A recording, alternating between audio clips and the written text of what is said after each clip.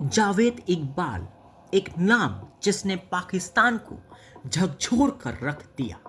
वह एक serial killer और यौन अपराधी था जिसने अपने भयानक अपराधों से पूरे देश को हिला दिया।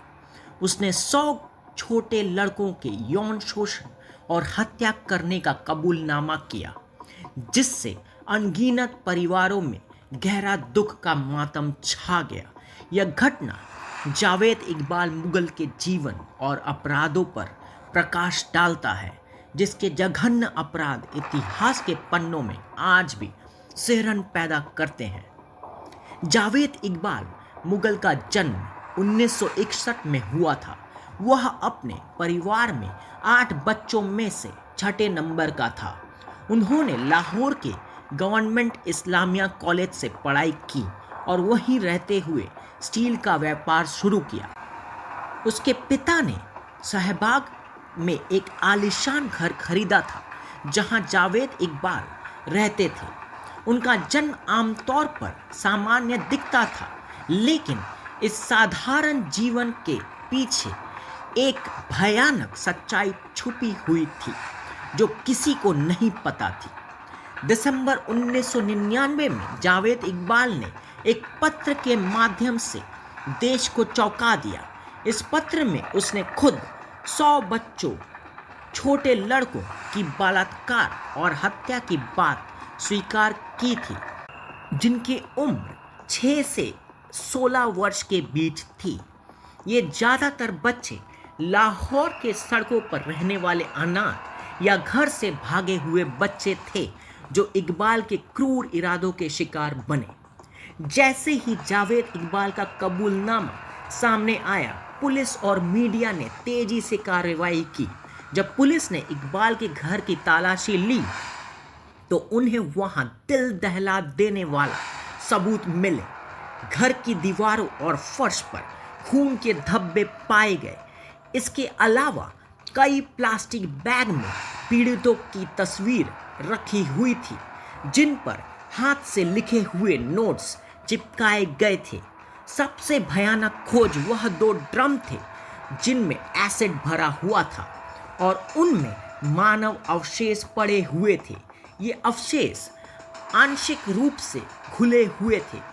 साथ ही वहाँ एक नोट भी मिला जिसमें लिखा था कि उसने इन शवों को जानबूझकर नहीं हटाया ताकि पुलिस को उसका अपराध जरूर पता चल सके। इस प्रकार की क्रूरता ने पूरी देश में भय और आतंक फैला दिया। जावेद इकबाल ने अपने पत्र में लिखा कि उसने इन भयानक कृत्यों के पीछे एक कारण था। उसने बताया कि लाहौर पुलिस ने 1990 के दशक में उसे एक भागे हुए बच्चे के साथ दुर्व्यवहार के आरोप में गलत तरीके से गिरफ्तार किया था। भले ही उस समय उस पर कोई आरोप साबित नहीं हुआ, लेकिन इस घटना ने उसके भीतर पुलिस के प्रति गहरी नफरत भर दी।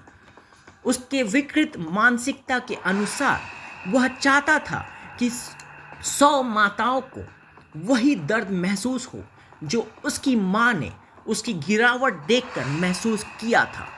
उसकी मां ने अपने बेटे की भयानक स्थिति देखी और उसी पीड़ा को दूसरे के साथ बांटने के लिए जावेद ने निर्दोष बच्चों की जान ले ली।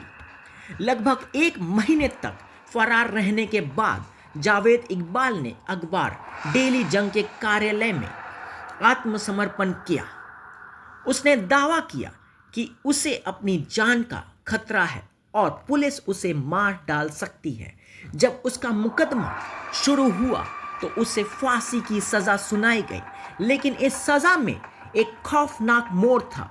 जावेद इकबाल को वैसे ही मारा जाएगा जैसे उसने अपने शिकारों के साथ किया था। गला घोंटकर उसके शरीर के 100 टुकड़े में काटकर एसिड में घोल दिया जाएगा। लेकिन पाकिस्तान के आंतरिक मंत्री मोइनुद्दीन हैदर ने इस सज़ा को ह्यूमन राइट्स के खिलाफ मानते हुए रद्द कर दिया। जावेद इकबाल के भयानक कबूलनामे और उसके अपराधों के बावजूद उसके साथ पूरा न्याय कभी नहीं हो सका।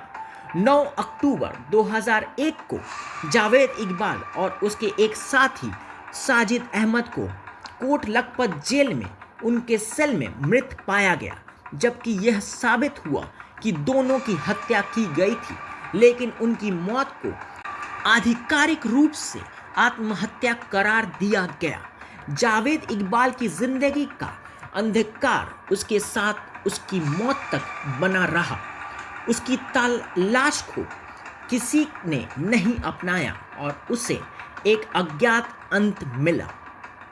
जावेद इकबाल मुगल की कहानी मानवता के पतन में एक भयानक उदाहरण है। उसके कृत्यों ने पूरे पाकिस्तान को हिलाकर रख दिया था। उसके निर्दोष शिकारों के परिवारों के दिल में एक ऐसा घाव छोड़ दिया जो शायद ही कभी नहीं भर सकेगा। यह कहानी हमें याद दिलाती है कि समाज में छिपे हुए बुराई के प्रति हमें हमेशा सतर्क रहना चाहिए।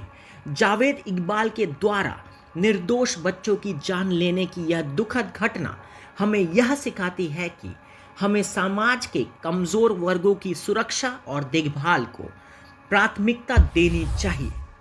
धन्यवाद।